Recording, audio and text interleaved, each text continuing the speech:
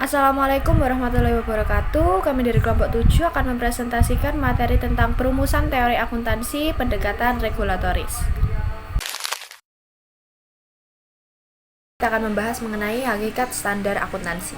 Standar akuntansi adalah aturan-aturan yang ditetapkan, digunakan, dan bermanfaat bagi para akuntan dalam melaksanakan pekerjaannya.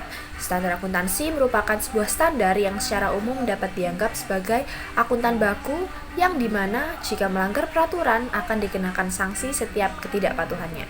Nah, standar akuntansi terdiri dari 3 bagian. Yang pertama adalah deskripsi tentang masalah-masalah yang terjadi yang akan menjadi bahan yang akan didiskusikan untuk mencari solusi yang terbaik. Selanjutnya, deskripsi tentang masalah-masalah yang terjadi dengan berbagai pertimbangan yang ada atau segala cara yang dapat digunakan atau dilakukan untuk menyelesaikan masalah tersebut untuk mendapatkan solusi. Yang terakhir yaitu sesuai dengan keputusan yang telah diambil serta solusi yang telah disarankan, masalah tersebut diselesaikan dan dipecahkan. Selanjutnya akan dilanjutkan oleh rekan saya. Persyaratan standar akuntansi dibagi menjadi 4, yaitu tipe 1, pengungkapan metode dan asumsi akuntansi. Pada tipe ini, akuntan diwajibkan untuk menginformasikan kepada publik mengenai metode dan asumsi akuntansi yang mereka gunakan. Tujuannya untuk memastikan bahwa penggunaan laporan keuangan memahami dasar-dasar yang digunakan dalam penyusunan laporan tersebut, sehingga dapat menilai dan membandingkan informasi keuangan dengan lebih akurat. Tipe 2, standarisasi penyajian laporan keuangan. Tipe ini berfokus pada pencapaian keseragaman dalam penyajian laporan keuangan. Dengan adanya standar yang konsisten, laporan keuangan dari berbagai entitas menjadi lebih mudah dibandingkan dan dievaluasi oleh pengguna, seperti investor, kreditor, dan regulator. Tipe 3, pengungkapan masalah spesifik. Dalam tipe ini, akuntan diminta untuk mengungkapkan isu-isu spesifik yang mungkin memerlukan pertimbangan khusus dari pengguna laporan keuangan. Pengungkapan ini membantu pengguna dalam membuat keputusan yang lebih tepat dengan menyediakan informasi tambahan mengenai area-area yang memiliki ketidakpastian atau kompleksitas tertentu. Tipe 4, penetapan kebijakan penilaian aset dan laba. Tipe terakhir ini mensyaratkan adanya keputusan baik implisit maupun eksplisit terkait penilaian aset dan penentuan laba yang telah disetujui.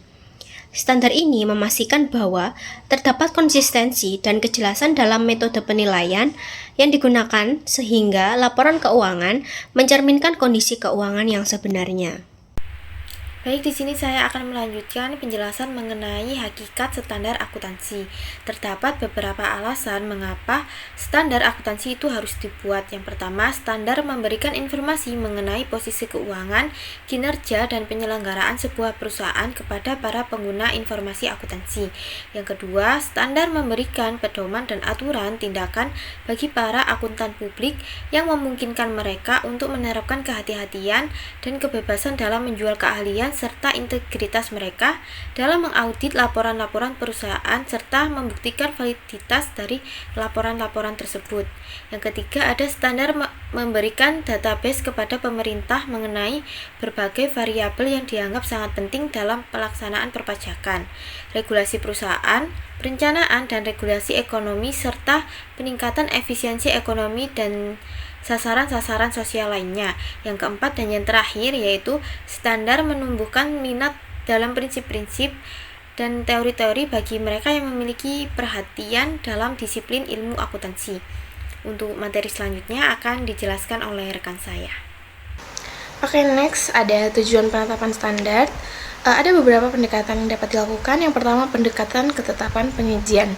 Nah, pendekatan ini menekankan pentingnya konsistensi dan keakuratan dalam penyajian laporan keuangan. Tujuannya adalah untuk memastikan informasi yang disajikan dalam laporan keuangan dapat dipercaya dan memberikan gambaran yang sesungguhnya mengenai kondisi keuangan perusahaan. Yang pertama, mendukung pelaporan secara netral dan pencarian ketepatan penyajian melalui proses penetapan standar. Nah, laporan keuangan harus bebas dari bias dan tidak memihak pada kepentingan pihak tertentu. Netralitas berarti informasi disajikan apa adanya tanpa upaya untuk mempengaruhi keputusan pengguna dengan cara yang tidak tepat. Mengacu pada prinsip penyajian yang jujur, di mana laporan keuangan harus mencerminkan realitas ekonomi perusahaan. Lalu yang selanjutnya, pembuat kebijakan akuntansi harus memberikan informasi untuk memfasilitasi pengambilan keputusan para pengguna. Nah, informasi yang relevan dibutuhkan nih di sini. Pembuat kebijakan akuntansi harus memastikan bahwa informasi yang disajikan dalam laporan keuangan relevan dengan kebutuhan para pengguna, seperti investor, kreditor, dan juga pihak manajemen. Informasi ini harus membantu pengguna dalam mengevaluasi kinerja keuangan perusahaan, membuat keputusan yang tepat. Lalu laporan keuangan juga harus mencakup informasi penting seperti posisi keuangan, kinerja keuangan, dan juga arus kas. Informasi ini mendukung pengguna dalam menganalisis kondisi perusahaan dan mengambil keputusan bisnis yang strategis. Di sini saya akan melanjutkan penjelasan dari rekan saya mengenai tujuan penetapan standar. Pendekatan selanjutnya yaitu pendekatan konsekuensi ekonomi. Pendekatan ini menekankan bahwa standar yang diadopsi harus mampu mencegah dampak negatif yang bisa merugikan perusahaan atau perekonomian secara umum. Dengan memilih standar yang tepat, maka bisa meningkatkan transparansi dan akuntabilitas yang akan membantu membangun kepercayaan di antara investor dan pemangku kepentingan.